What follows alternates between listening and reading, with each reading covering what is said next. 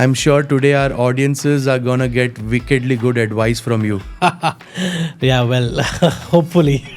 I've heard a few cricketers even run family office for investment. Is it true? Yeah, cricketers, celebrities, all of them have their own way of investing because they've seen. So I think Shilpa Shetty was the flag bearer there. She was the first one to actually bet on a startup and that actually did really well. In India हम बोलते हैं ना कि जो दिखता है वही बिकता है. And when is a consumer going to pick up your product from the shelf out of 10 other products that are present? Correct. I think that is the packaging is what sells first. So I believe in this philosophy and everyone asks me this. If you've launched the perfect product, you've launched too late. You've lost the plot. This is the perfect time to start your own business. The right opportunity, the right country, the right government, the right political stability, all angles, the demographic profile. I think for a consumer business in the world, there's no better place than India to start it at the moment.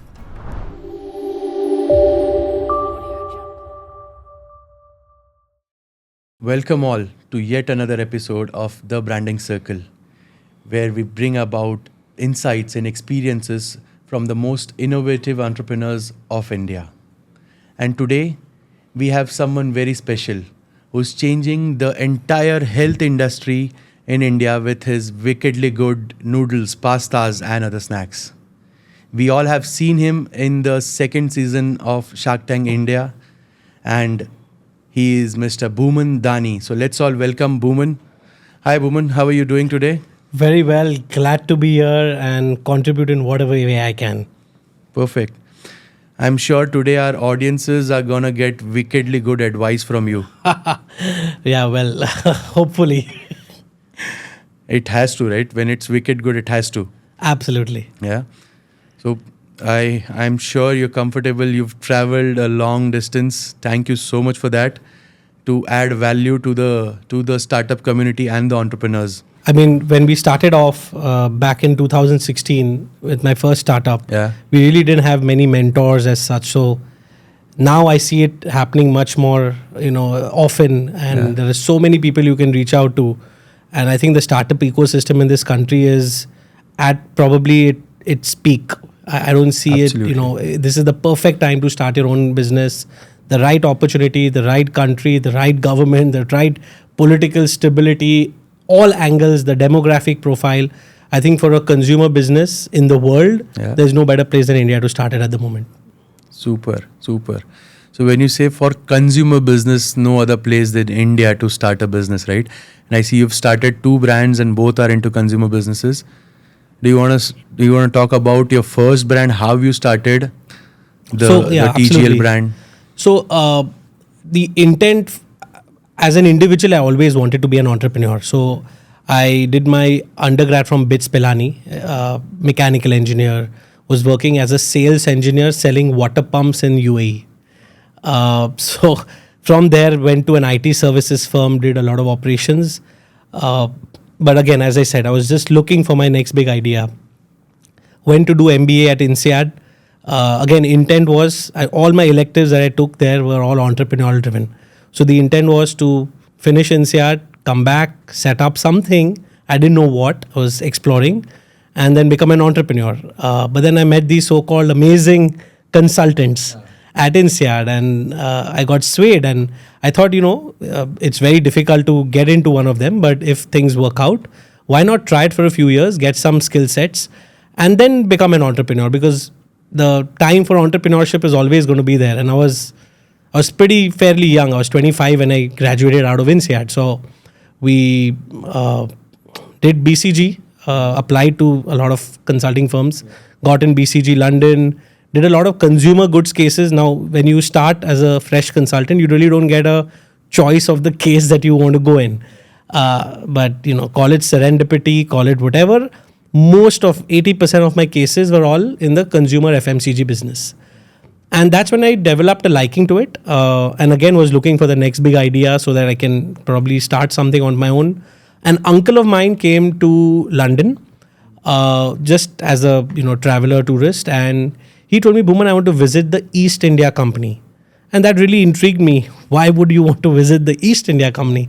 He's like, no, Bhuman is bought back by an Indian, Mr. Sanjeev Mehta, and he's doing a fabulous job in selling artisanal teas, coffees, and biscuits across central London.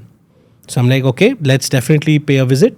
Happened to visit one at central London at Conduit Street, and I was mesmerized by the experience. And that's when I thought something like this might work in India, because India was so chai driven. When it came to tea and specialty tea, it was unheard of.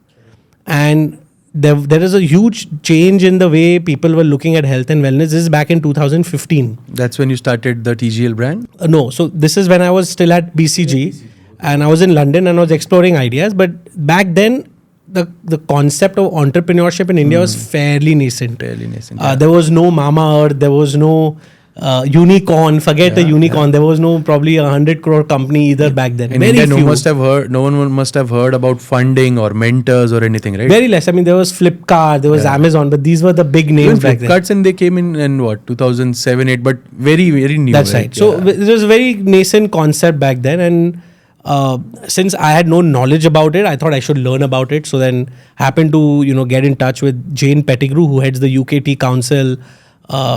Spent, I remember, months with her just to understand the trade. Spent time in an actual tea plantation. Got exposed to a lot of people through her, and that's when I thought, let's look at this seriously as a business in India, because India is the second largest producer of tea, but 95% of it is all exported. It's only 5% of the specialty that's consumed in the country. This is the figure back then. Now it may have improved given how things have changed. So that was I found a spot which we could probably look to disrupt, and then we had to obviously be very well differentiated. So did a lot of research there. Came back in 2016. Quit BCG. Big decision. Friends and family called me a fool, but I was very passionate of what I wanted to build. So came to India. And as again, as serendipitous as may sound, there was a BCG alumni meet, and it was the first time they were doing it in Mumbai. This is February 2016. So everyone was, the first half an hour spent just standing up, saying your name, saying what ex BCG you are, and what you are doing now. So there were two people who gave an identical, conversation. One, hi, I'm so and so, ex BCG so and so. Came to India to start my own tea company. So that was when I met my co-founder of TGL, Sharik. He's MBA from Oxford, ex-BCG Melbourne, then a little bit in BCG Mumbai, and was always in love with tea. In fact, he was more a consumer of tea than just wanting to build a business in it. For me, the first time I actually got exposed to a white tea was in that store in East India Company when I visited it. So I didn't even know something like that existed. I was literally illiterate when it came to tea. But here there was Sharik, and he was extremely passionate, even from a consumer's parlance. So it became a little easier to understand the subject and build it with him. And that's how TGL was born, and the rest is history, yeah. But I think you are a coffee lover. What made you invest your time, money, efforts, everything into TGL? Well, so coffee, again, I wasn't a coffee lover. In fact, all my childhood never really consumed coffee. Or even if I did, it was because tea wasn't available, and I would have it with sugar, probably mainly sugar and milk, and very less of coffee. Black coffee is something that I was exposed to because of TGL. And today I need maybe 3 cups a day. So I think the coffee market again in India was extremely nascent. It still is extremely nascent compared to some of the Western worlds and other counterparts. I think it's you see a lot of these companies coming up, Theka, so many of these coffee and coffee small setups coming up across the country, and I think that'll continue to happen. There are so many use case examples where such startups have really become unicorns in countries like Indonesia, which are very similar in our, not culturally, but very similar in terms of the density, in terms of population, etc., etc. So the way they've scaled up in those countries is a testimony that such a business can exist, and can exist in a very profitable way. And you're talking about Indian brands, or? These are Up Coffee, Theka Coffee are all Indian brands. So these are all doing extremely well. They've got good amount of funding as well. And all the VCs and the Blue Tokai and all. Blue Tokai was probably the flag bearer. They started all of it, but then there was the various coffee roasters third wave coffee roasters have come. Then these are all pods. So basically, in a large corporate park, they would have these pop-ups where they'll set up a coffee machine, a barista. You can come, smoke, have coffee, have something to eat, and leave. So chai point, but for coffee, something of that sort. And now they're there in malls, they're there at airports, they're there everywhere. So I think this culture of consuming coffee, also because Gen Z consumers do not want to do the same thing like their parents did. Now they've seen their parents consume chai almost every day, maybe multiple times a day. So here there was a way where they can become cool, be in fashion. Of course, the Western world only consumes coffee as compared to tea. So that also became one of the drivers of getting such brands out in the market. So we basically rode the curve, and for us, packaging has been very critical to whatever we built. So whether it's TGL or Wicked Good, we wanted to break the stereotypical look of the category and come across as a value conscious brand for value conscious consumers. We believe India today is not a price conscious market in certain categories. It's a value conscious market. If you give them something that they want, they're willing to spend a little more than what they normally spend. So still talking about TGL, you said TGL or you build both your brands which are value conscious. How would you compare a TGL's pricing to a normal tea that you get in the market? The normal tea that you got in the market back then was a masala chai. So compared to that, this was overtly expensive. And the green tea and the quality of tea that was available was probably the lowest. It was dust tea. We came up with, pyramid tea bags, loose leaf concept, where the quality of the product is significantly higher. We came up with innovative blends such as the Mogo tea. You must have heard of this. It's the most popular green tea you can find online.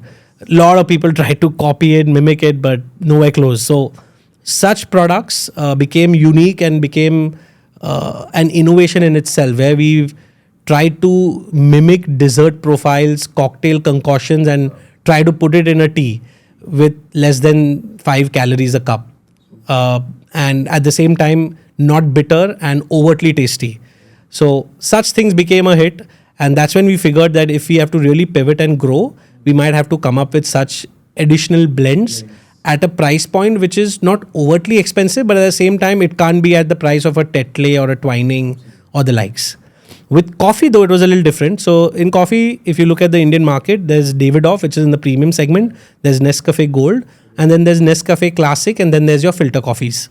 So we tried to target all of these segments. So we had a Davidoff equivalent, we had a Nescafe Classic equivalent in coffee. So TGL even did coffees? Yeah, correct. So we did instant coffees, and then there was a filter coffee equivalent, and it was priced cheaper than a Davidoff, probably at par with or maybe between a Nescafe Classic and a Gold, and the filter coffee was at par with some of the other brands. And those also really scaled well, and the packaging there was unique, one of its kind, packaging. So I'm definitely sure, no one could have touched even TGL in those days. And even if you talk about Wicked Good now, we've even seen sharks appreciating your packaging, the way you have done it. It's not just the design, right? It's not just the design, but how you add value through your packaging. Right. Because in India, हम बोलते हैं ना कि जो दिखता है वही बिकता है. And when is a consumer going to pick up your product from the shelf out of 10 other products that are present? Correct. I think that is the packaging is what sells first. So to some extent, right? Because when I'm trying your product for the very first time, packaging, I think, is what builds the perception for the product. It definitely gives you the eyeballs, right? Because when you're, walking through the shelf, or when you're online, you're scrolling down, you see stereotypical colors of a category. In case of noodles, it was yellow, orange. So when you're scrolling down and suddenly you see something in pop colors, when you're buying pasta, it's typically blue, green, the Italy flag. So, red, white, green, orangish. And you're scrolling down and suddenly you see pop colors, neonic. They completely just take you away. Like, is this even a pasta? So you wait, you try to check it out. And okay, the price isn't too much. You try and buy it. So that becomes your first buy-in. So packaging from that parlance, because when we started Wicked Good, it was back in COVID. So at that time, offline was almost non-existent, or it was just about to start. So we started more as an online first brand, and then with time it was evident, because the noodle and the chips business, to sell a 15-30 rupee pack online is never going to make me money. So we had to pivot and we had to become an omni-channel brand. And yeah, that's basically how we went about with the packaging, etc. Super. So taking you back again to TGL, because I think that's where you started, and I think that was your first company. Is it still running? Absolutely. And who's looking after it now? So your we co-founder. We exited partially to the Wadia Group. Okay. So they're running it. There's a professional CEO who runs the company. Okay. And you're part of it. We have some shareholding. We have some shareholding as of now. You and your co-founder both. That's correct. Right. So you said you found your co-founder from the ex-BCG's ka meet that happened in Mumbai. So how has been his role and pivotal in your growth of TGL? Oh, as every co-founder, right? We were both co-founders. I think we segregated, and the best part is when you have such a similar alma mater and such a similar experience, your wavelength matches in almost everything, which is good and bad, but more good because there is no time taking in any decision making. So you have a problem at hand, we look at this problem in the same way, and before we have it, one of us says it and you're like, yeah, exactly.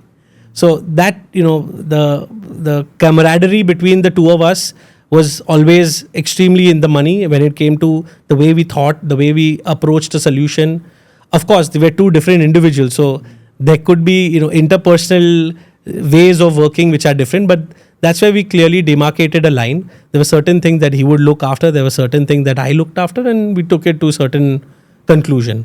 With Wicked Gud, though, he's an investor. Oh, wow.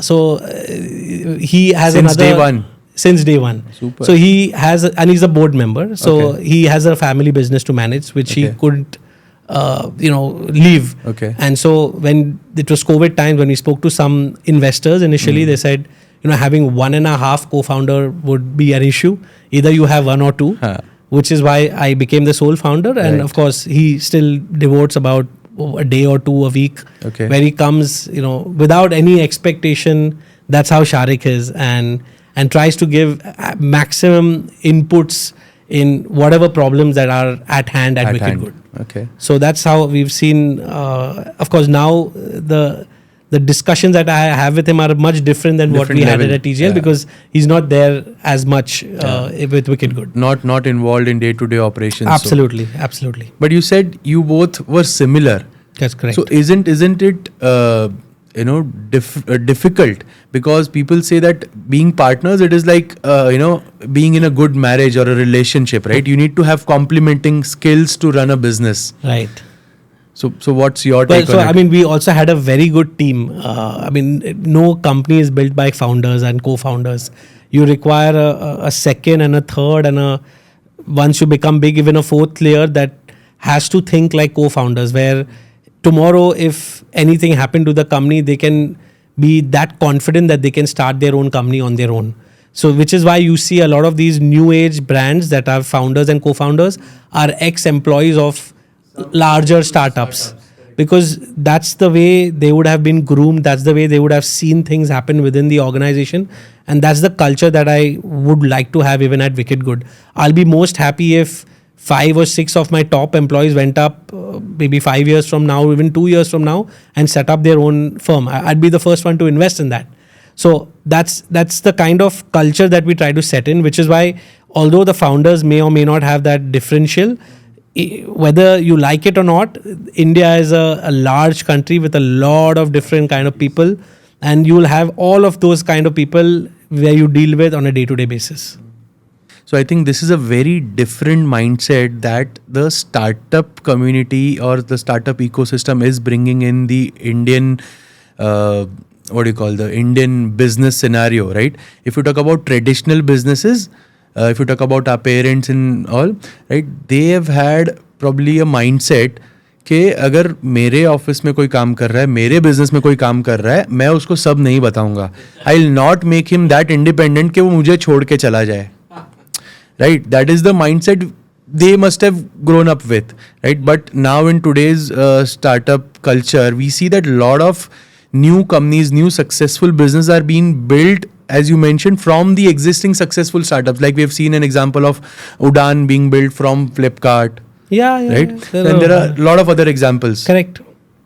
So yeah, I mean, yeah, I think that's how it is, and it's also Gen Z consumers today to fixate them on something for maybe more than 3 years, 5 years is relatively difficult as compared to what it was, let's say, 5 years ago.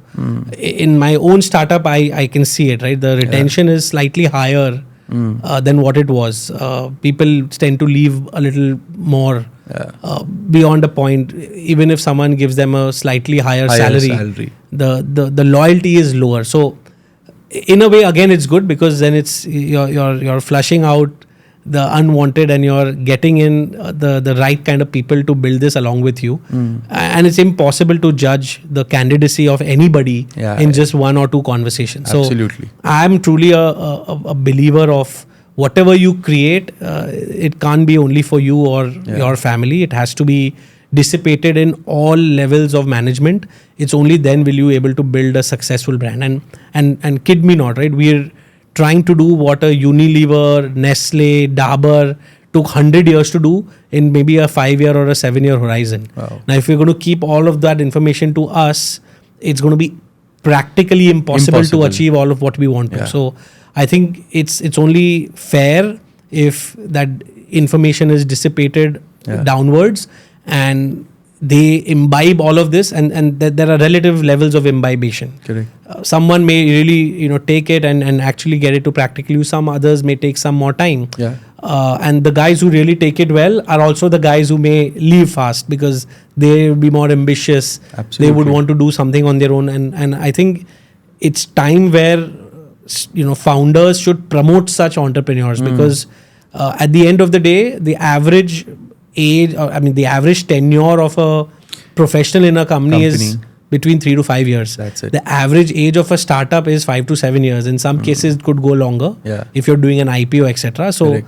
I don't see that as a negative at all. In fact, I see that as a positive, which is also why you'll see a lot of entrepreneur in residence titles being given by new age startups to candidates today. So the core of what those people do is, because of their entrepreneurial experience, they can add value to what you're building and become like a co-founder without having significant stake in the company. Okay. So is it more about giving them the right amount of freedom so that they can explore and they can help you build your startup? So they'll learn on the job. Sometimes when you're an early stage startup and a really early stage startup, there's chaos. With growth comes chaos, let me tell you. Half of the times you don't know what's happening. You're only firefighting. You're not like, okay, I need to get this. Okay, I give this analogy to almost everyone who's in the interview stage, and a lot of my colleagues actually, curse me for it that aap logo ko darate ho. Like, if you talk like this, who will join your company? But I say it for a reason, because after that, if someone still joins the company, they're the right candidate. So think of a startup as a ship. You're on a ship and this is the first time you're going to sail. So you have no experience of how the seas are. You have no experience of how a ship works. You probably have done some simulation of a boat, but now you have a ship, and a large one. And now you're in the seas, and the seas were calm. It was honeymoon period. Everything was great. And suddenly now there's a storm. And now there's a storm every day. So now, will you guide where the ship is going, or will you save the ship from sinking in the storm? That becomes the first question. Now, in the midst of all of this, there's a fire on board. Now, will you douse the fire? Will you guide the ship through the storm, or will you look at survival? So that is the exact day scenario of what every founder goes through in an early stage startup. Should I douse the fire? If I don't, I'll die. Should I guide the ship? If I don't guide the ship, I don't know where I'll end up and when. So these are the challenges, and if somehow you can find a way, and there's no answer to it. And there's no right answer to it. There's no right answer. It could change, it could be whatever. So you got to assess, and only you can assess that. What is the best way for your company, and what is the best thing for your company and your stakeholders' interests. So you got to take that decision at that particular moment and move ahead. Absolutely. Right. So you touched upon very important topic like building the right culture. how do you think the right culture has shaped your journey in TGL and now in Wicked Good as well? Well, I think, again, culture can't be taught. It has to be shown in a certain way. So initially, early stage startups and growth stage startups have very different challenges and different ways of doing things. Frugality, although, is something that's at the core. So you got to showcase, whenever you're talking to a vendor, whenever you're talking to a partner, how do you get the most out of them without really disrupting the relationship. It's a negotiation. Everything is a commercial negotiation, and you got to make the opposite person feel important and value the partnership for them to agree to what you are going to ask them for. Now, when you give it to only employees and leave it to them, especially in an early stage startup, 9 out of 10 times you won't get what you want. So that's when you got to step in as the founder, although you'll have to really not do 10 things for you to do that one thing. But it's very important to showcase and lead from the front and show how it's done. To give you another example, so we recently went into retail, and now we're in about 2,000 stores across the country. So there are modern trade stores and there are general trade stores. In modern trade stores, because there's space, they allow you promoters. So you have your own professional there who sells the product on your behalf. Now, these are all kids, literally, they've just passed out of college, and then, or maybe some are even working as interns, etc. So they're really young and they have a zeal to understand new things, and they like they're all Gen Z by the core. They're also your consumers. So they sell something, but the way to motivate them is for you, and having no ego in here, as a founder, to stand with them and show them how it's done. For an end consumer, they don't know you're the founder of the company. They feel you're another promoter. So you stand with them, wear the same clothes as they are wearing, wear the same shoes as they are wearing, wear all of the apparel, and sell the exact same product to a consumer and show that in one day in your store, one can easily do 5,000. And if I, as the founder, can do it, I don't know why you can't, being a core sales professional. And at that time, you can even have their seniors or whatever. So then they really understand and imbibe this. It's very important to set an example like this, because once you do it, then there is no turning back from anybody else. Then it also motivates them that, okay, you know what, I'll take this as a challenge and I'll do it further. And there are small rewards that you need to do. So I think, for example, a spot incentive, if on a weekend, because that's when maximum traction is there, if you do beyond a point, you get a 500 rupee spot incentive. Maybe a employee of the month certificate at the end of the month to showcase how they've done well, etc. These are small things which kids of their age really appreciate and really like. So we try to, do everything that we can in our way to increase the entire confidence in the brand and in the product. The second thing someone really told me, and I think is very important for anyone who's starting up, is when I came back to India, I had pretty much good titles in my CV. And there was this uncle of mine who said, Bhuman, so who are you? So I said, what is this question? I'm Bhuman, you know me. No, aap kaun ho? I said, yeah, well, I've done my engineering from BITS, I've done etc. etc. No, ye galat answer hai, no. I said, okay, tell me what do you expect me to say? He's like, you're nobody. Okay. So if you go with that mindset in a startup, when you're starting up from zero, you'll have no qualms sweeping the floor. You'll have no qualms paying the electricity bill. You'll have no qualms talking to various people who you would have otherwise felt an air before talking to them. So I think such things are very important in a startup. You got to be very agile. You can't throw around names, degrees, when it actually comes from a 0 to 1 growth stage. From 1 to 100, there are different challenges. 100 to 1,000, there are way different challenges. But that 0 to 1 journey is, for me, it's the most, the most favorite part of building brands is that 0 to 1 journey. And I think you've yourself done it, right?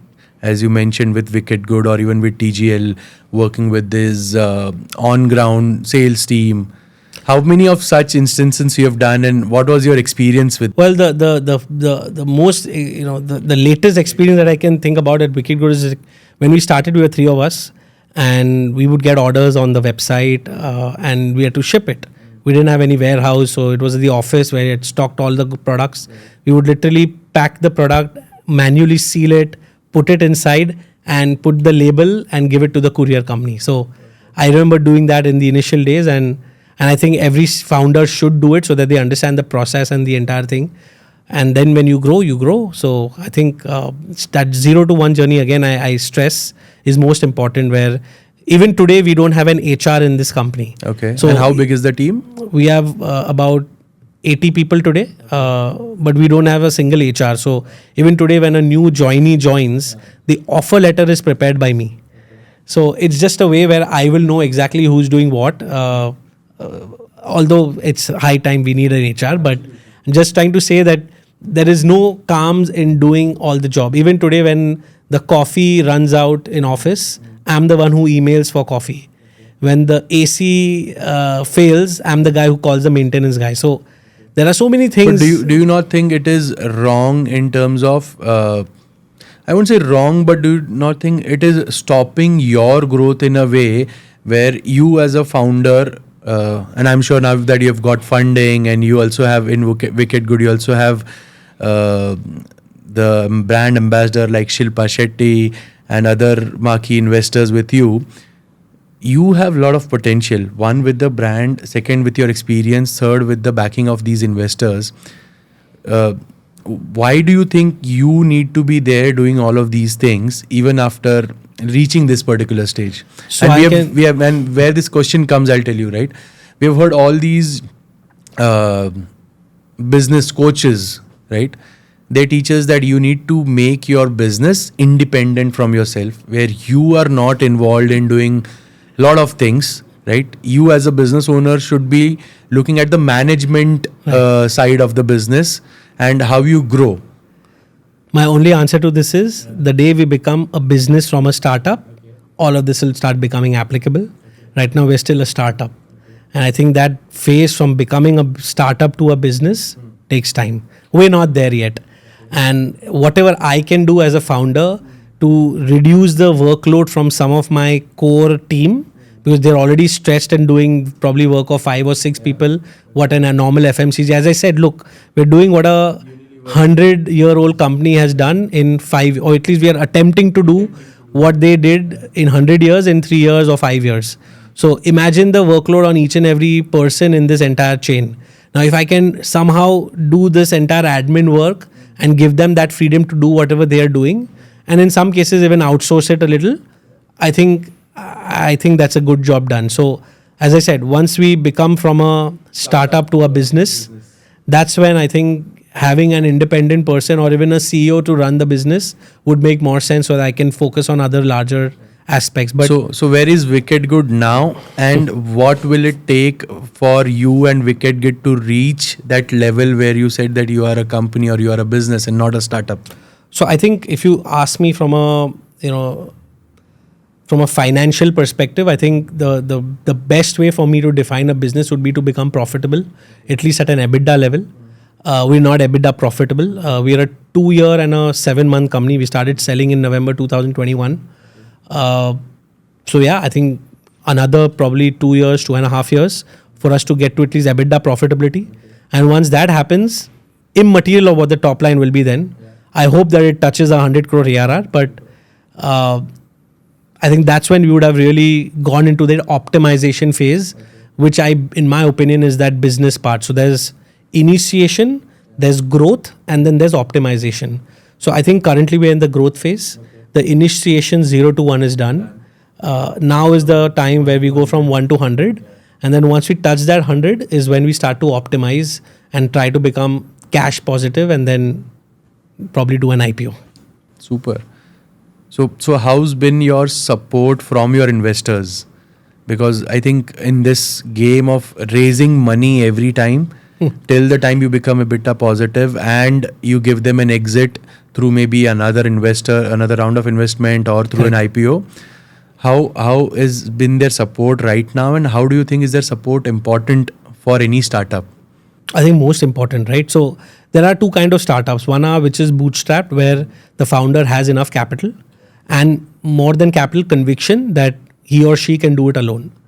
And get it to a certain scale before thinking about investment, dilution, etc., etc. See, every startup and every startup founder has different ambitions. Some people are very happy to pass on their business to their generations, in which case dilution becomes immaterial. In fact, it becomes a deterrent. So in such businesses, you really don't want to have investors, and you're very happy going at a certain single digit growth per annum, and very happy and content with life. And then there are these other kind of companies which want to, as I said, do what a 100-year-old company did in 5 years.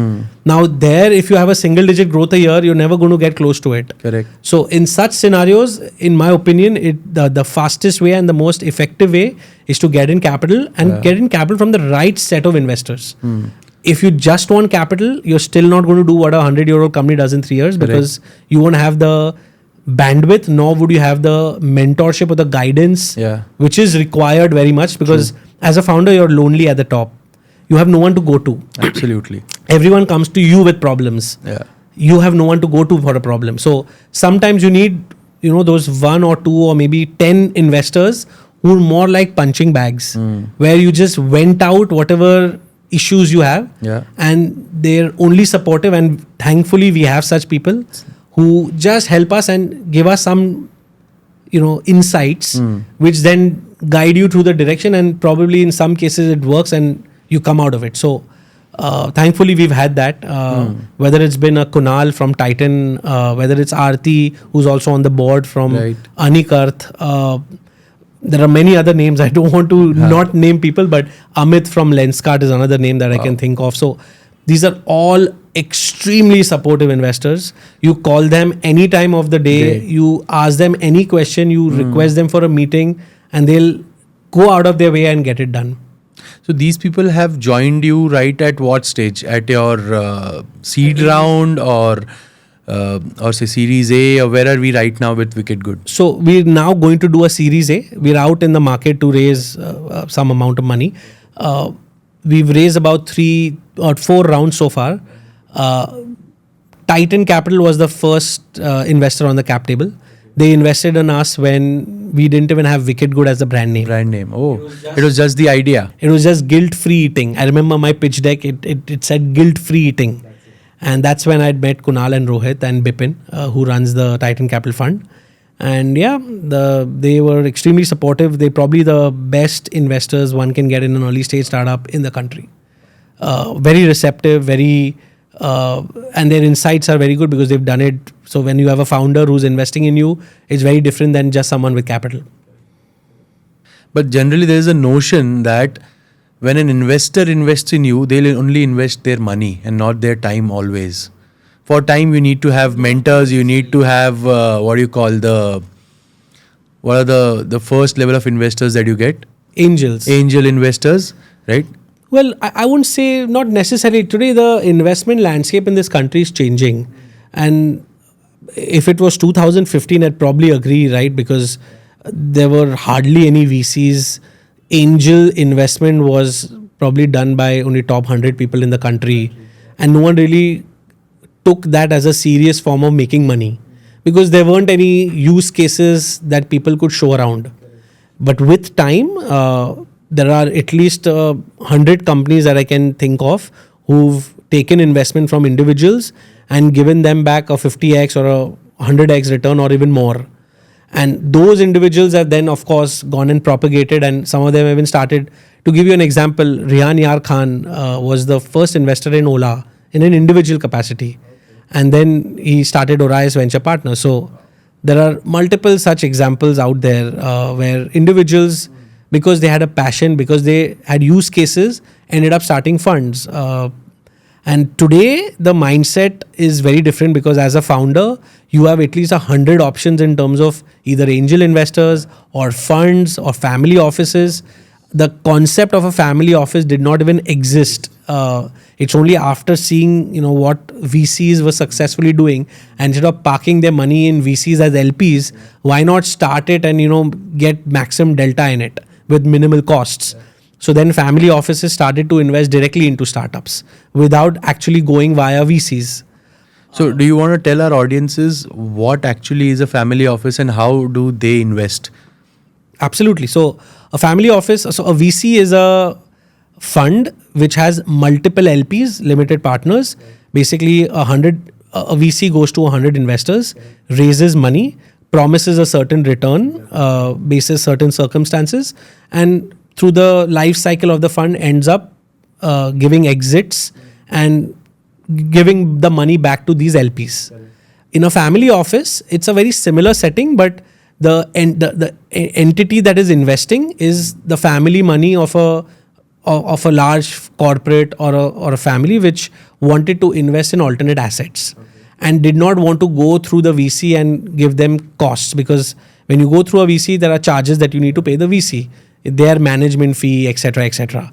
But when you're directly investing from a family office through a certain pool of money, all of those costs are eliminated. It's only the cost of running the family office, which is having a team of analysts and associates and investment associates who can look at founders or at least get founders interested in taking money from you.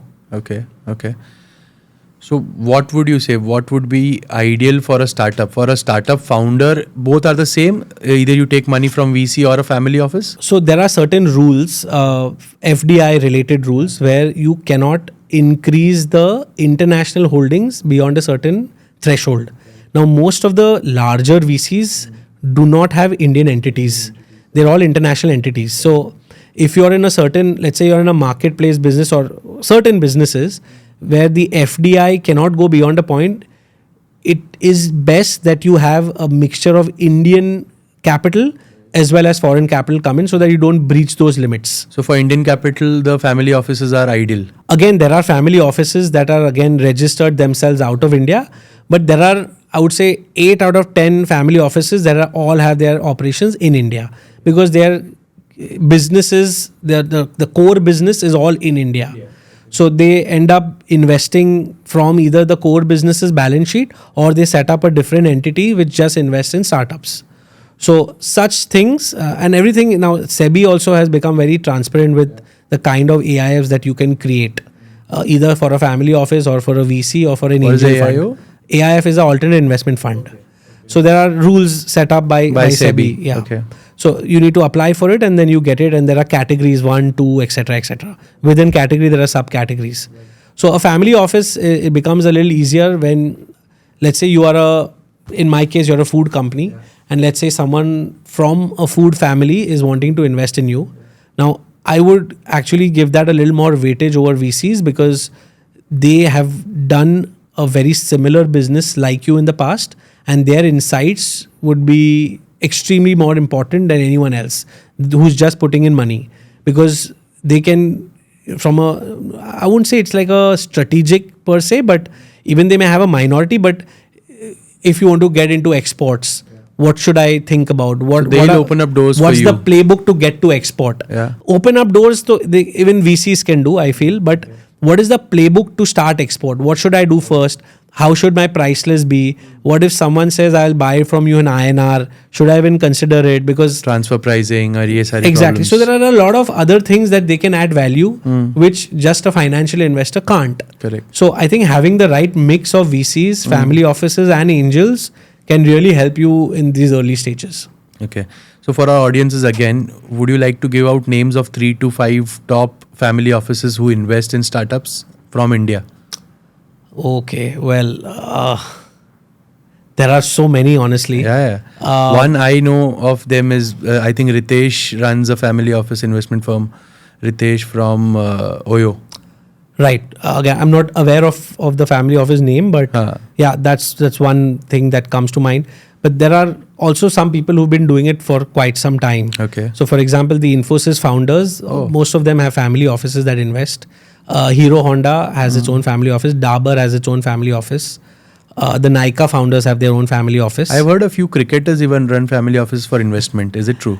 Yeah, cricketers, celebrities, all of them have their own way of investing because they've seen.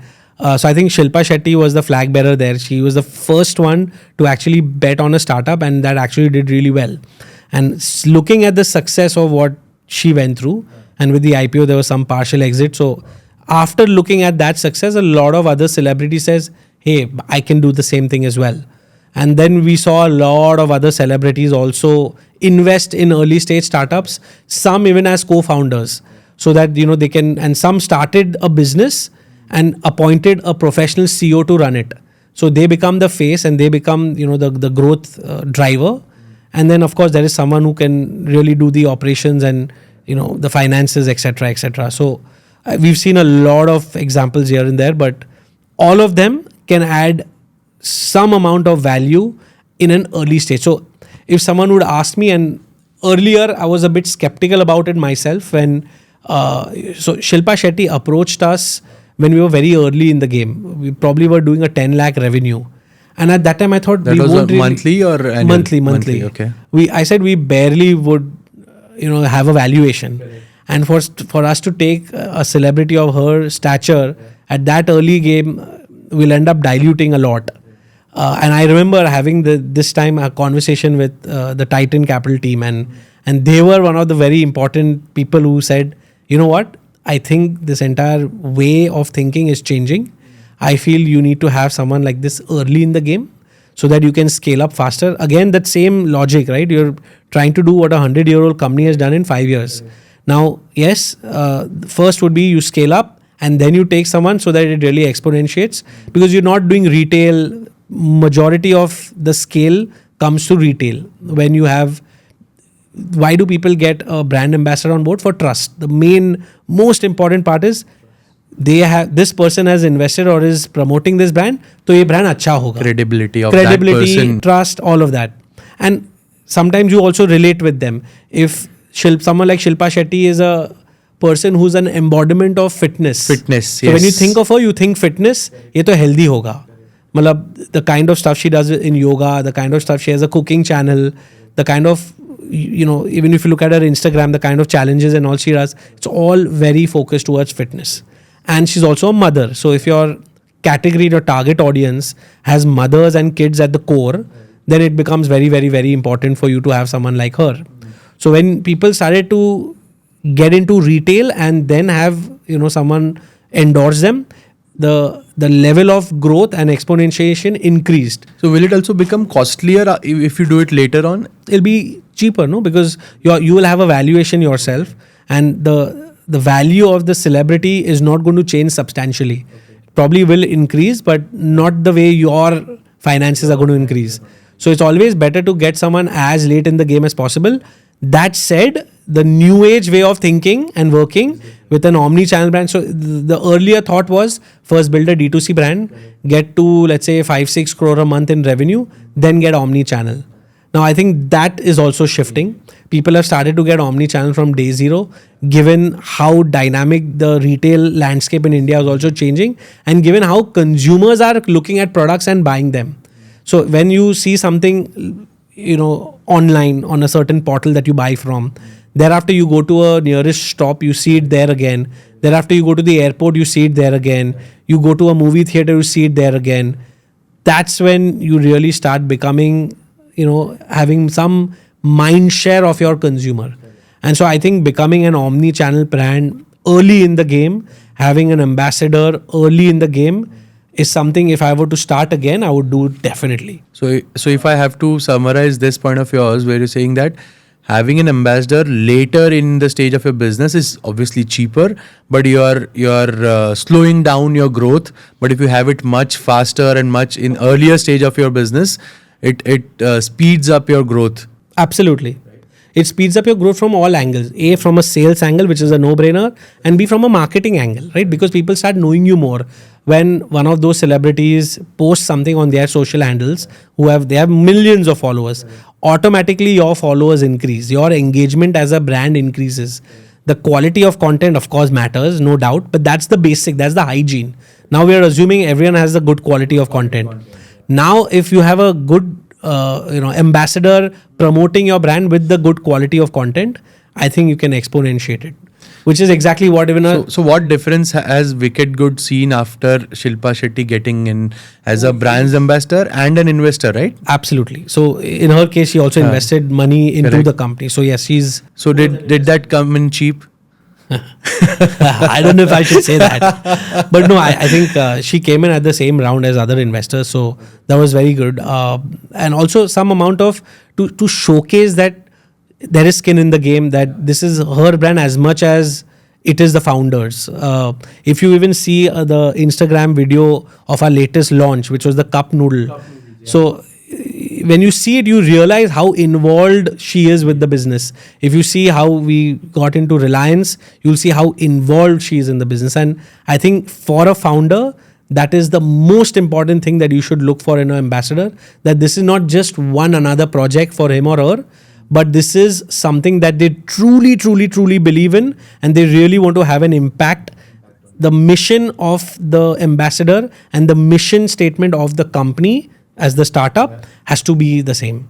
If that's not going to happen, then there always is going to be some amount of dilution in the communication, some amount of dilution in their 100% into the company, and whenever you do events with them, how they talk, what they talk, etc.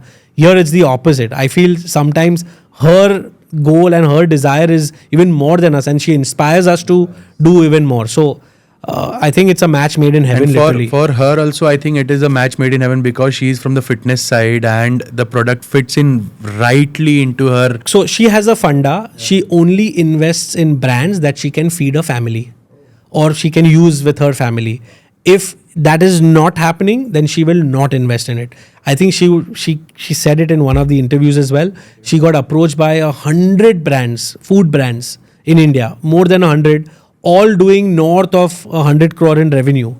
But she said no to most of them because after reading the pack, after seeing the product, after consuming it, she wasn't confident that she can give it to a family for a variety of reasons.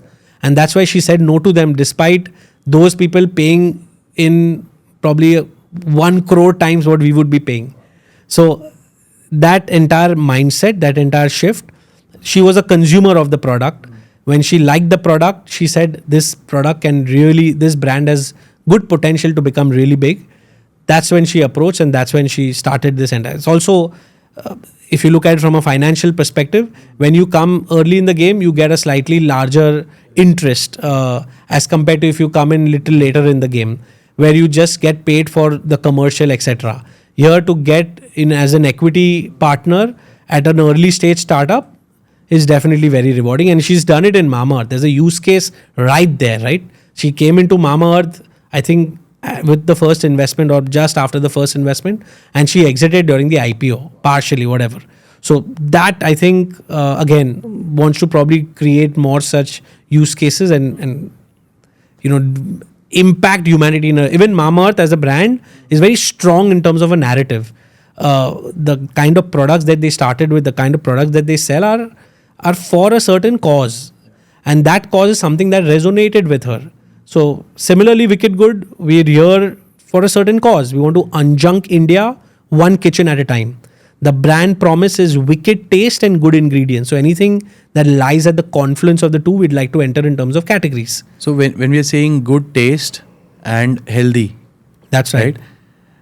What impact now do you see, especially in last 1 year, with this influencer that we all know, right? He's naming brands that claim to be healthy but are not healthy. Yeah. What impact has he brought in on the food industry, or I would say the healthy food industry?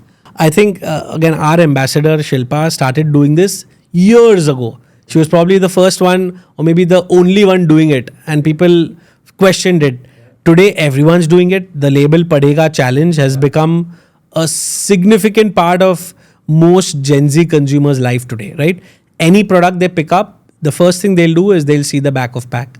And if it is not in line with the kind of life they want to maintain, they won't pick it up. And it's not only in food, it's even in other products. If there is, if certain animals have been killed to create a certain product, skin of certain animals is used in a certain product. You saw it happening in the West all the time. It's just that all of that is now coming to India, and I think we should welcome it with open arms. And it's the need of the hour. If a certain large conglomerate is using palm oil in all of its products only in India, and it's using sunflower oil or any other oil in all other countries, it definitely has to be highlighted. Why should Indians get a subpar product, and why should their lives be impacted in a negative way when they're contributing to a large part of their profits? So I think that profit versus impact to humanity has now come to the core. A lot of people have been called out by him, by others, and now there are many such food farmers, right? There's Prashant Desai. There are so many other people promoting all of this online. So I think it's time where FMCG majors understand, and either they change or they'll become a Kodak again. So they'll have to really change. So, and you've seen it happen, right? Now Lay's has said they're going to come up with a product which is going to be half palm oil, half sunflower oil. Or at least they're trying. They're doing some R&D. No palm oil or something. They've come up with a campaign, I think, recently. Yeah. No So they'll palm have oil or NPO. It's high time that they do it, and I'm sure others will follow suit. I think one of the ketchup companies also reduced the amount of sugar after seeing his ad. There's another company that sued him. I mean, that's a bad way of doing things, but whatever. So I mean, you're seeing a lot of shifts in the way consumers look at products, in the way FMCG majors react to it. So I see a lot of scope for startups like Wicked Good and many other better for you startups in various categories do really well. Either they'll be getting acquired by some of these larger companies, or they'll really scale up and eat into the market share of these large companies, because these are large categories. The noodle category in India is about 10 to 15,000 crore. Wow. And Wicked Good has just entered. We've barely begun, right? We're scratching the top of the surface. And even if you get 1% or 2% of this category, you can do the math and the impact that you can have. Similarly with chips. The biggest player in the noodles right now, if I'm talking just about India, is going to be Maggi. It will be Maggi. And what market share do they hold? I think they have about 4,500 crore in revenue from what I checked last. So that's about 45% of the market, of the organized market. Of course, there's an unorganized market. So I think about 55% of the organized market is something that they would be currently holding. Wow. So you said that the healthy good consumption has been picking up. Is it one because of the Gen Z or because of the access to information due to social media and a lot of data that we consume on a daily basis? So it's a majority, it's a lot of things, right? So it's the demographic profile for sure. That's the largest contributor to this. Second, I think the way Gen Z thinks, right? They don't want to consume brands that their parents have been having growing up. Yeah. So they're looking for newer options. The adaptability is lesser. The adaptability is larger because they're looking to have newer stuff. They're open. They're willing to experiment something new. Correct. Yeah. Exactly. Which was not the case with their parents, right? They said कि भाई मैंने बचपन से जो biscuit खाया मैं बड़ा होके भी वही खाऊंगा. That's the way, the way the Gen Z are today. And of course, the demographic profile, the health, the focus on health, I think the fitness challenge, the Swachh Bharat challenge, so many things to make this country better has happened in the last, I would say, 10 years, 15 years. And because of that, it trickles down into the way you think, the way Gen Z, 10 years ago, this entire thing started.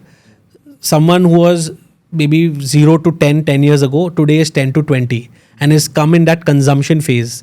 Now, because they've grown up seeing all what they've been seeing, the way they think is very different than someone of my age or someone of your age, which is why you see a lot of new brands that are better for you being really gaining traction.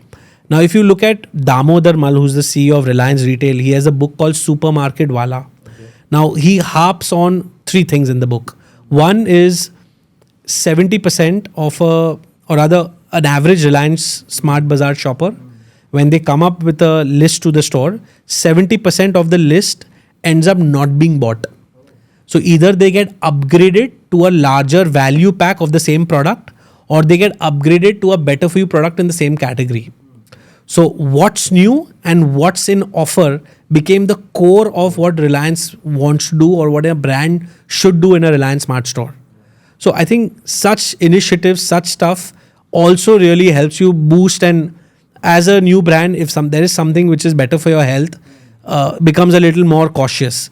Also, millennial mothers today. So let's look at 10 years ago, 15 years ago. Today, so people who are consuming in the consumption phase, which is between 10 to 20, 10 years ago, today are between 20 to 30, 25 to 35. And they're very young mothers. So they're millennial mothers in a way. Now, they are so, because they didn't have options when they were kids, they had something. Today, they see a plethora of options available which are better for you. They don't want to feed their children what they have been having growing up. Because that time there was no option, now there is. And there is option, so they are willing to pay that additional X amount for a certain category, for a better quality for their child. See, when it comes to children, when it comes to yourself, you might think twice, okay, I'll take the cheapest option. But when it comes to your children's well-being and development, you won't think twice. You will be willing to spend that additional amount if it's for the well-being of your child. And now that things are available in this country, you'll not even think. Earlier, I remember when someone would come from abroad, you'd say, ye leke aao, India mein nahi milta hai, you know, and you would pay in dollars or in pounds. Similar was the case with Mamaearth. Ghazal's example, she mentioned that when talking about skincare products for babies, there was nothing. There was just Johnson and Johnson. Yeah, that's it. Yeah, and that too now we are knowing that that's a different story. That's a different story altogether. That's what made her start Mamaearth. Exactly. Yeah. So that's the same thing here, right? Because when you saw products that were so low quality available here and people consuming at a mass level, and when someone would come, you would say, okay, get all of this for my children because I can't have them consume this. Yeah. And now all of that is available in India with a plethora of brands. Why would I not spend more? I'll still be spending lesser than getting it from abroad and paying in dollars and pounds. So is it not right in saying that the larger conglomerates that have been operating in India for years or decades, they have never innovated for India? They have thought that India mein jo chal raha hai chalne do. On the contrary, they have innovated for India. Okay. Because they are not using the same ingredients outside of India. But they figured that in India, even if you quality bhi chal jayega. No, it's all price driven. So if you have to launch a product at a 10 rupee or a 5 rupee or a 15 rupee pack or a 20 rupee pack, there's only so much you can do with your cost of goods sold. Because so they'll find a cheaper substitute in their ingredients. Correct. And when that was widely accepted by a certain population in the country at a certain time, they said, okay, let's continue doing it until there are some food farmers that come in and start to disrupt our business. And now that's happening. Yeah. And now they'll have to change because they have no option. And there were no compliances as such in the food industry के यही level के qualities use करनी है, यही ingredients use करने हैं. I don't think I'm the right person to comment on that, but I think that also has evolved a lot with time. That has evolved, yeah.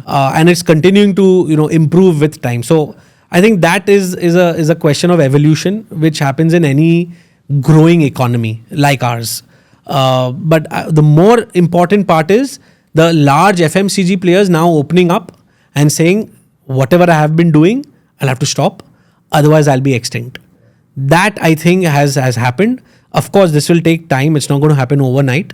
But at least that initial seed has been sown. And now the plant is going to come out very healthy and very well as compared to what it was 5 years ago. That is a given. So in a way, I always tell this to my team. You're not working at Wicked Good. You're building the future of food in this country. What you are doing is going to impact a lot of lives, lot of people over the next 5 to 10 years because you're literally the flag bearer in what you're doing in your category. The largest brand which has a 50% market share is selling maida and oil. You are selling non-maida, multi-grain product without a drop of oil in it. So that's a significant change. Yes, there's a slight difference in taste, but with time, we're getting as close to it as it is. The adaptability will come, right, with time. No, it's also, so I believe in this philosophy and everyone asks me this. If you've launched the perfect product, you've launched too late. You've lost the plot. Yeah. So I think there's nothing called as perfectionism for a business or a brand, right? You have to evolve. The quest for improvement is a given for an entrepreneur. So if you've created a product in a certain run today, the next time you do the same product, it has to be better than what you've created. If it's not, then something's wrong with you or your processes. So the instant noodle that we launched back in 2022 and the instant noodle that we sell today in 2024, there's a significant improvement in the product. In terms of taste, it'll be almost the same, but in terms of the texture, in terms of the noodle strength, in terms of the visual appearance of the product, it's way better. Even in terms of the claims on the packaging, we figured what consumers want to read, what they want to see, and we've come up with it. And therefore, every new launch that we do, we become a little better and a little more immune to what's going to come. So the cup noodle, if you see the way we launched it, the way it came out, it's probably the best. I mean, I wish I had such a launch even in my earlier product, but of course you learn through the journey, and that's when you realize and what should be coming on the packaging in the front, what should be coming on the back, what should you communicate in a PR setting on your social platforms. We've learned all of this through this business. So I think you got to keep learning every day, and trust me, you will have a learning a day for sure. So currently, as I see Wicked Good, we're selling majorly in India, or are we present in any other countries? We're starting exports, but currently it's 100% India at the moment. Okay. So you just mentioned some time back that when you pitched to your first investor, you didn't even have a brand name. That's right. Right? But you must have had a go-to-market strategy. Okay, you must have seen a gap that you want to address. So what was your strategy back then, and now that you want to enter the international markets, which is the first country that you're choosing probably, and what is your go-to-market strategy for that country? So we'll talk about exports. Earlier, the inception of this company was consumer packaged foods today is a buffet of suboptimal choices. Basically, the food is crude. All the empty calories, the sugar, the oil, the carbs, which probably people didn't realize in those times, right? The artificial elements that you can't even pronounce made me think twice before consuming them, let alone my family. And when I realized I wasn't alone, I thought I should change it. That you take any consumer packaged food today, it'd be dominated by maida, oil, sugar, and chemicals. I think our families definitely deserve better. Which brings us to the mission statement of this brand: Unjunk India, one kitchen at a time. And then the brand promise became wicked taste and good ingredients. Now we are targeting Gen Z consumers. Wicked as a word is not negative connotation for them. In fact, it's something that's overtly good. How was the party last night? Oh, it was wicked, meaning it was really good. So that brand name, if you look at wicked and good, there are two extremes. It's an oxymoron. And we've tried to bring both of them together using a transformational lens, a magical lens, where we've magically transformed wicked indulgent junk into good nourishing meals prepared by mothers. So the mother became at the core, because the problem that we're trying to solve is the problem of every household, including mine. Correct. Kids want to have junk food every day. Yeah. Mothers want to give them healthy food. Kids end up dictating consumer behavior. Mothers end up domesticating junk. So if you can create a win-win situation for here, both the mother and the child, then you've solved a real life problem, which is exactly what Wicked Good is trying to do. So all the categories that we've chosen are categories where there's conflict at home, and there are categories that are high indulgence category where health as an angle was unheard of. Okay. Making the impossible into possible using the transformation lens. That's in short what the brand came out to be. In those days. Now talking about your export. Talking about export. So I think US, as in North America and Middle East are two large categories. Also because the Indian diaspora in these places is very high. In Middle East, I think it is very high, and it is very, supportive as well for the healthy food but the market brands. size is very small as compared to the US, where health as a market is humongous. And in fact, it's going to overtake the unhealthy stuff very soon. So I think it's a no-brainer to start in such territories if you get the right partner and if you have the right product mix. So now, of course, different territories will have to have different products, different SKUs, different seasonings, etc., etc. But these are the two geographies, North America and the Middle East, that we are looking at very closely when it comes to export. So when are we seeing Wicked Good in these countries? How soon? Probably in the next 2 months. Okay. Have you finalized on your distribution in those countries, or how is it? We'll have to work with local partners. Right. It's important. We don't have the bandwidth to do that. So you are going to go offline first and then probably online? Or maybe both together. Even Omnichannel going to work internationally? Has to.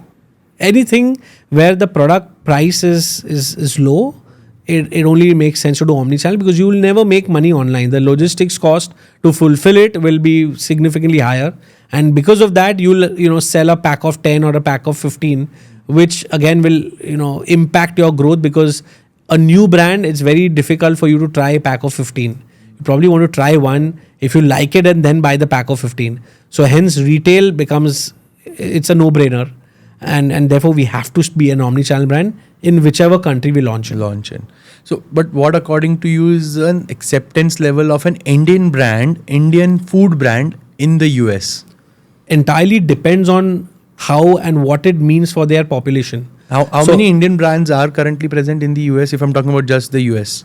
I think there'll be all of the large brands are there. Okay. There are even some new age startups that I see there with the right partners. You're talking about food brands? Food brands, yeah. So I Vadam tea is another example that comes to my mind. I think 90% of their revenue comes from the US. And that too, I think majority of it is online on Amazon. So there are multiple examples everywhere. Gits Food, so Gits, Sahil Gilani is the owner of Gits. He's an investor with Wicked Gud. Wow. So he sells, I think, to more than 30 countries, if I'm not mistaken. So Gits is a brand that bachpan se we've been seeing for the gulab jamuns, right? That's correct. Wow. Ready to eat and gulab jamuns. So they've really done well in getting this entire export strategy in place. And again, they've been doing this for the last 10s and 20s of years. So if you can get someone like that who can help you strategize, just give you an understanding of how various markets work. Of course, the entire groundwork has to be set by you. They can give you insights, which they've been giving me, from the last few months. But the entire execution and groundwork has to be done by the team, which is what we're doing next. Next, I want to know about failures from you. I know that you have not had any failures in your startup career till now. Oh, no. I think on the contrary, you have failures every day. If you don't have a failure, you're not a startup founder. There are 100 battles that you fight in a day. It's just that people don't see it. People don't see it. People only see the good part. People see the part that's on social media. I wish there was a way of propagating failures on social media because, trust me, if there are, and I tell this to my team every day, because they are so demotivated when they lose a battle, when they lose a negotiation, when they lose something. I say, you'll have 10 battles to fight. It is, if you win all 10, great. But 9 out of the 10 times, you will lose 9 battles and you'll win only 1. That's fine. That's absolutely fine. So long as you don't lose the same battle again to the same person on another day, you've learnt. So there's no failure. If you can give any such example that has recently happened in Wicked Gud or TGL. 100 of such. So for me, again, it's not a failure. I call it a learning. So there are 10 things that you do. There are 9 learnings and there's 1 winner. Now, to give you a real life example. Why I'm asking this is because every startup founder now, as you mentioned, right, 9 out of 10 startups fail. And probably someone who entered the startup, the startup game, just looking at the fame of it. I'll give you a class example. They'll just stop it after 1 failure. The Wicked Gud brand, the first product that we launched in the market has been discontinued. Okay. Which was this product? We launched this product with a gluten-free pasta. Okay. Made out of chickpea, red lentil and brown rice. Okay. As much as I can still swear by the product, it did not scale beyond a point. And it's very important to keep your eyes, ears and mouth and everything open in this country. Yeah. You got to hear feedback from consumers in a very nonchalant, in a very unemotional way. So we got an insight after maybe 6 months in the business that majority of Indians cook pasta in a cooker. Yeah. Like rice. Yeah. Because they don't know how to cook it. Correct. And no one really bothers to read the pack for instructions. Correct. Now, if you're going to cook a gluten-free pasta in a cooker, it's going to become mushy. Yeah. So we started getting a lot of complaints and negative reviews that it becomes mushy. So we had to do something. So we figured that beyond a point, it's not going to scale. Might as well add some durum wheat to the product so that it becomes, even if people cook it in a cooker or any form, it still retains its strength and its core property, which is of being a pasta. Yeah. So that's, I think, a classic example where we thought something, the world would think of it in a certain way. We launched it. We did not scale beyond a point. we took cognizance of it, and then we redid something. So that was my learning. Okay. Now, am I going to launch a gluten-free pasta again? Probably not. It depends on the market. In the US, it would be a hit. Because in the US, such products are valued. Valued, yeah. And they know how to cook it the right way, probably. That's correct. Yeah. So it again depends on market strategy, how, when, where. And I think you got to keep learning day by day. And So this is just one example. You mentioned feedbacks, right? You've been taking feedback. So what was some key feedback that you got from your customers that made you change this? Oh, every day we get. So in fact, and how do you collect this feedback from your customers? So now I understand in today's age, you have a lot of social channels where you get feedbacks. Trust Apart me on from that, even there's a lot of noise on social media, right? So how do you filter out the right feedback to implement? So trust me on it. If someone dislikes something today in this country, they'll be very verbose about it. Okay. They'll put it on social handles. Yeah. They'll put on your Amazon rating. They'll do all sort of it. Okay. Of course, there's some amount of negativity also. How do you differentiate that this is not being done by a competitor? So that's what I'm saying. There's some amount of negativity involved, which is noise. So basis the profile of the person leaving the review, you figure if there's only one review they've left in their life and which is a 1-star review for your brand, so you know what that is. If they've left a 5-star for one of your competitor and a 1-star for you, and you can see all of that on Amazon, right? So it's very easy from an Amazon parlance to come to know what is the truth and what is not. The genuinity of the feedback that they have left. Correct. And outside of that, we have a telecalling team. So after someone orders from my website, 15 days post the delivery, we send a WhatsApp notification to them saying, please leave a review. It's in a very quirky way written, where we sometimes even give a discount to the next order if they leave a review. So we incentivize people to leave reviews. And basis that we calculate an NPS score. Now, if that NPS score is in the money, then it's fine. If not, then there's an analysis done as to why the NPS has come lower. And it keeps changing, right? Because you also are keeping on improving the quality of the product. NPS month on month. is net promoter score, right? So number of 5-star reviews, 4-star reviews, 3-star reviews, you remove the extremes and whatever is left, there is a formula and then you calculate your NPS. Now, typically, you'd want more 3 and 4-star reviews so that those are your core sums. So it stays, there is some mass in that 4-star rating, etc. And if that more is towards 2 and 3-star, that means there's something wrong, you need to change it. And then you also need to read each and every comment as to what's going wrong, where, etc. And then you need to start calling people. So we have a tool, a marketing automation tool, where you can filter out your consumers based on their buying profile. So if someone has bought consistently for the last 6 months, but suddenly for the last 2 months they've not bought, then it gets into a certain bucket. If someone bought for the first 2 months and then did not buy and then again bought after 6 months, they get to a different bucket. So then our person calls these people and asks them for why were you buying for last 6 months and not bought in the last 2 months? So they're traveling, they overbought last time, they saw an offer somewhere else, or they're buying the product but from some other platform. Because maybe a retail or maybe some other platform. Some online. Maybe we won't get online data other than our own website. No one shares that number. Even Amazon doesn't share the number. No one does. So it's very important to understand what the true reason for it is, and without those insights you can't improve. And all this is manual, or you have a CRM or a software that takes care of it? There's a software that takes care of it. So there's also another insight I can give you. So one was the pasta, which I mentioned, like gluten-free, we removed it. The other is the noodle. So initially when we launched the noodle, the thickness of the noodle was 1.8 mm. Now Maggi is at 1.3 mm. So when you cook the product, it became very thick. And some people liked it, some people didn't, more people didn't. And they became verbose about it and said, you know what, the thickness of the product is very thick a noodle.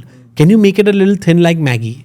This started to come as a feedback, and not once, but at least 30, 40 people started to give it in a 2-3 month time frame.